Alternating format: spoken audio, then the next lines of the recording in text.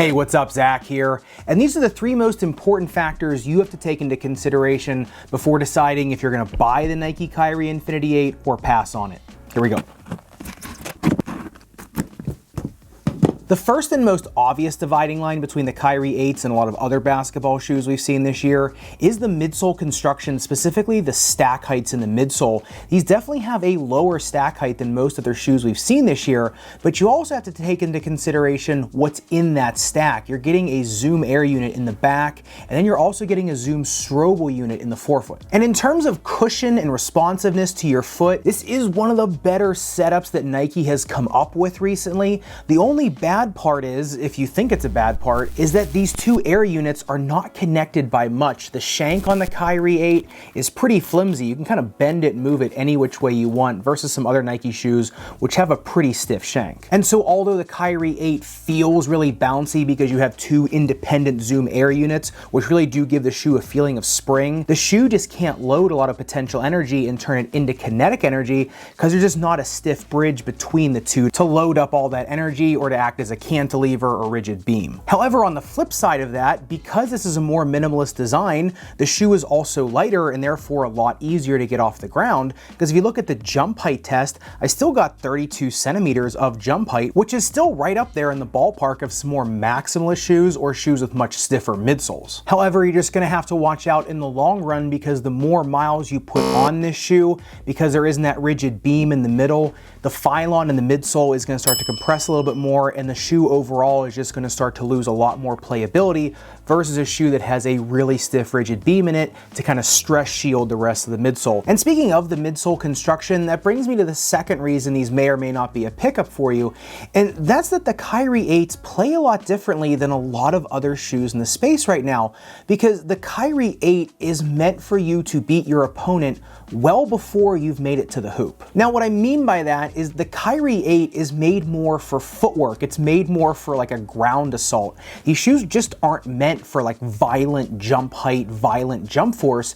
They're made more for ground contact, ground feel, really tactile and nimble movement on the ground. They're meant for you to beat somebody one-on-one well before you've gotten to the point where you got to jump around or jump over somebody. And it's pretty obvious that's what these were designed to do, because number one, the forefoot's got the Zoom Strobel unit, which saves a lot of height. So your foot is put way closer to the ground versus some other shoes with higher stacks in the forefoot. That's going to give you a lot more tactile feel on the ground. It's going to give you a lot more control over your footwork on the ground. And although the shoe's not going to last you as long in the midsole, while the shoe is new and performing well, you're going to get a lot more feedback from the ground in these shoes versus something else like, say, the Puma Fusion Nitros, which puts your foot almost on a platform, so you're not getting a lot of that biofeedback from the court surface itself, versus on the Kyrie 8, where you can kind of feel every little nook and cranny on the court when you're moving, and that does really well when you're cutting back and forth or trying to get yourself out of an awkward position in a crowd, or just trying to create some space for yourself to hit a jump shot. And that type of playability profile also extends into the outsole tread, where you can see it's a very chaotic, irregular pattern, which is meant more for grip, not so much streamlined speed. If you look at the suicide test, came in just over 15 seconds, which isn't really slow. However, it's definitely not my best time I've ever had.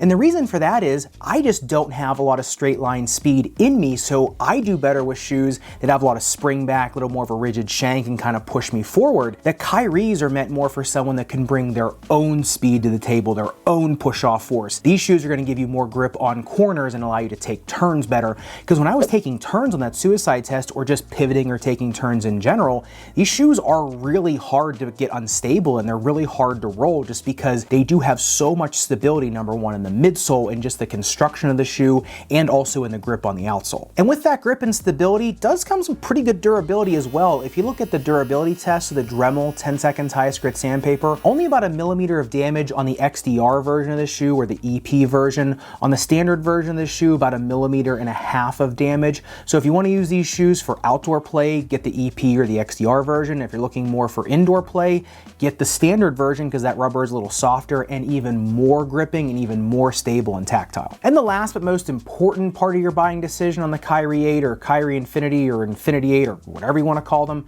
is their fit. Now, if you are a narrow or medium width foot, these shoes are gonna fit you fantastic. From the really bulky ankle collar and tongue to these elastic crisscross straps in your midfoot, these are gonna hold a narrow medium foot terrific. If you are a wider foot player, you better be going up a half size in these or looking for the EP version that is built on just a little bit of a wider last. So I'd say if you are a wider foot player, you still can wear them, just make sure you're going up that half size or looking for the version of these that are gonna fit you better. And while these are new, they will fit a flatter foot. However, they're going to start allowing more overpronation as they get older and as that foam starts to bottom out in the midsole. So just watch out for that if you are a flatter foot player. But the most surprising part of the fit of the Kyries is just how plush they feel, especially compared to a lot of other basketball shoes we've seen. They, number one, have the most padded tongue I've seen out there, the most comfortable tongue I've seen. It really cinches your ankle into the shoe and gives you a really locked in, secure fit without making the shoe feel too constrictive or too coarse around your ankle. And that feeling also extends into and around the ankle collar,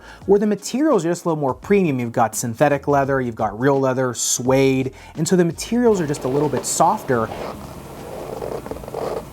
However, because the lockdown of the shoes is so good with the lacing system, just because they're a little softer doesn't mean you're not getting a ton of stability and a ton of control in the ankle. So they've found a way to make this shoe pretty light, but also just wicked secure around your foot and really comfortable. And on the upper durability test, the Dremel 10 seconds highest grit sandpaper, best durability profile in an upper I've seen yet, barely a scuff on these uppers. So not only are they really plush and comfortable, but they're also not gonna wear down anytime soon either. So if you're a basketball player that can bring their own jump height, their own speed to the table, and just want a shoe for nimble footwork, traction, control, and stability, well, you really don't have to look much further than the Kyrie 8. However, if you're somebody that does want a shoe with a little bit more violent push-off force, a little bit more assistance, let's say, with your jump shots, even though the shoe does feel bouncy underneath your foot, they're built more for quickness and agility in tight spaces and to be able to get yourself out of very awkward positions without having to worry about your foot or ankle twisting into oblivion. Now, if you like the Kyrie Infinity's playability profile and fit, but don't necessarily like the midsole durability profile of it,